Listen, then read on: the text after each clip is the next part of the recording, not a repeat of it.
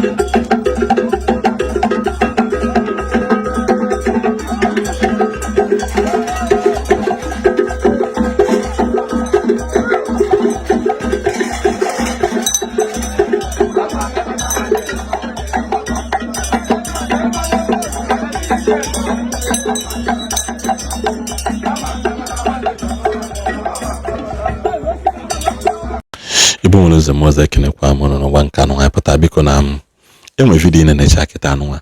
The first video in nature abo mmonwu ye kan kowa of ma mmonwu ye offend bishop kan kowa of makuni esiwe gota, because I'm a lot of you in man did not pay attention to that video. That is when you was coming back kowa alone of ma. There is a saying that's an old story that says about that mmonwu hononene. As in that mmonwu in the history of it mboju ebi that na that mmonwu was supposed to be a priest. That no jegidoka we me one or two things na church we will we yile for no care we poor, as the saying goes, according to an old story. Can see where no, because I'm going for the thing I started to dig deep because this is more if I think this is the first time now for that on social media. So I decided to ask question. I was say there's an old saying that says that one ara choku. No na de very loyal. No na emegin ona aga long way and no na emegin ona no long way. No onye kwesịrị ịbụ ụka before ewe cho yo ko we welizi we se katama aya kpasị we no ka ko yilu ko efia wee pụwa o wee yirizie efe ya wee na-apụta n'ụzọ wee fụ agadi nwaanyị na-agala onwe wee were efe ahụ wee gụzie onye ahụ amara na ọ bụrụ ọzọ fada ka ọ bụ nke o ji abụrụ bishọp, but he went on to upgrade himself and becomes mmọnwụ ndị ụka. Because ị nọ n'ebe dị mmọnwụ na-agba, he also blesses people. Ọ na-ebless ndị mmadụ ka fada si bless ndị mmadụ. That is why a na-akpọ ya mmọnwụ ndị ụka. Ọ daghachi okwu, ọ daghapịa ụtalị, ọ dị emebisi ihe niile. Ndị na-eso ya wee mee gịnị wee bụrụzie loyalist to mmọnwụ ndị ụka. O nwere ihe ọjọọ ihe dị na ya? No. Ha chere bụ gịnị? To promote Igbo culture and tradition. Onye nwa bụ na nwanne na nwanne na-adị na mma. Ha pụchakwa a lot of preachers pụta na-asị gị na nke ame nke nwe. Enwere the bad side of culture and tradition and enwere the bad side of ụka. Then the second clip ifo bụkwa clip of mmọnwụ bịa meet ye fada. Because na ịma na Bible say there's a joy when brothers gather in unity. Bible kwuru ekwu na ọ dị n'ime Bible. Ihe ọbụla megide nwanne na nwanne wee gather in unity, there is always deep joy rooted in it. Ọ na-akọ kwesị isi wee dị. Ndị fada fọ ndị omenala si kene ha ma eleghị ihe. I can remember vividly very well before mbido go post about Mother Mary Ofuma. One of her video that caught my attention was a video mgbe ọ na East mmọnwụ wee na-agafe kwụsị moto ha n'ụzọ. Ha wee mee gịnị wee litu wee bụọ mmọnwụ ego. Gatago bụọ mmọnwụ ego. Like this people na ha ji etiri ịgba wee je meet ye fada. Wee sị fada gozi ya, fada wee weta bottle water wee febe ha mele nsọ. Ịma sị fada anya bụ ndị ya sị ndị ya pụta na sị fada kwesịrị ịchụ ha kwesịrị ime nka. Gee ntị ka ebe na ịghọta ihe. Ihe a bụ village ka anọ. Ịma na anya ha na-akọrọ ha ịgba mmọnwụ ahụ, ịma na ya nwa na-eti drum na chọọchị. Ịma na onye ahụ na-eti mkpu mmọnwụ ahụ na-eso mmọnwụ ahụ na-azụ na-aga. Ịma na ya nwa na-abịa asara fada akwa n'ime ọnụ ụka. Because there are some things, aspect of life that we human beings sometimes we think and feel that we are wiser, or in our quest to be developed, or in our quest to to blend and to feel as if now development is shifting and an eye opener is trying to open the eyes of people. We seem to forget the little details that matters to us. There are some little details that matters to us. Somebody, a wise man once said that in the hope of reaching the moon, many men fail to see the flowers that blows under their feet. That in their hope and in their quest to reach the moon, they feel and forget the flower that blows under their feet. That is exactly what is happening to us today in our Igbo tradition. Enwere ụfọdụ ya afọ ya sị fada ekwesịrị ime associate with nka fada men cause. Anyị na-anọ ebe a so many times.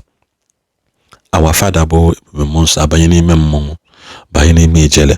Ebe ọ bụla ọ fụkwara na na-eme ihe dị mma, ọ na-abanye n'ime esolo ha wee mee ihe. Ọzọ mere nwansị gbe egwuregwu wee sị na akwa ịgba ndị mmọnwụ ji eti mmọnwụ ka ndị ụka ji akakwa ụka. A na-eti ịgba ha the same ịgba ha na-eti ya n'ụlọ ụka. The same udu na ekpiri a na-eti n'ụlọ ụka ka a na-etikwa n'ebe a na-agọ mmụọ. That is gịnị na ibuluzili ihe ahụ ndị be anyị na-eme na mgbe a na-eme mmọnwụ na mgbe a na-eme ihe wee bubazie ya n'ụlọ ụka. The same ịcha ka a na-ayọ na ebe a na-ayọ akpịrị ka a na-ayọkwa n'ụlọ ụka. The only difference is that na ndị ụlọ ụka beti nke ha amplifier rebrand desire ọgalaba ọnụ. Mana growing up we all can still witness mgbe aka na-akụ udu, akụ ịchaka, akụ ekwe, akụ everything musical instrument ndị Igbo ji eme ọkanga a na-eyuzukwa ya in our local churches. Otago onye ọbụla na-abịa preacher ọbụla ya pụta na-asị gị that na you give your life to Christ, that you have to forsake your tradition. I'm at the part where people are getting it wrong. We know the part and I say that all things are passed away, behold, new things have come. That you give your life to Christ does not mean you just follow one mother. As long as na Igbo tradition is concerned, and afunu beromeba na no one without paying dowry. That dowry and the Igbo Nkwa symbolizes the unity of the both families. Na here call it ago. Una got the both families ekwekọrịtago nwa yi si n'oke na ihe nke anụnwa na ndị be anyị na ndị onye anyị relate. That joy of merriment is what is called traditional.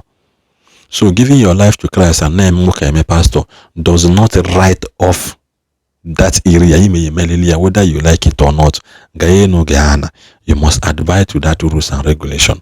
She wepụzi okwu ndị na-egbu mmadụ ndị na-agwa ajọ ọgwụ eme nke ọzọ, mana the truth still remains that na Igbo still hold our heritage so boldly in every area we went to.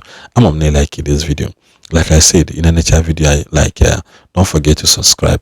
Take comment again in the comment section. Kai we mukwanike we ne afoji ahead. Kwa mbozo. Bye.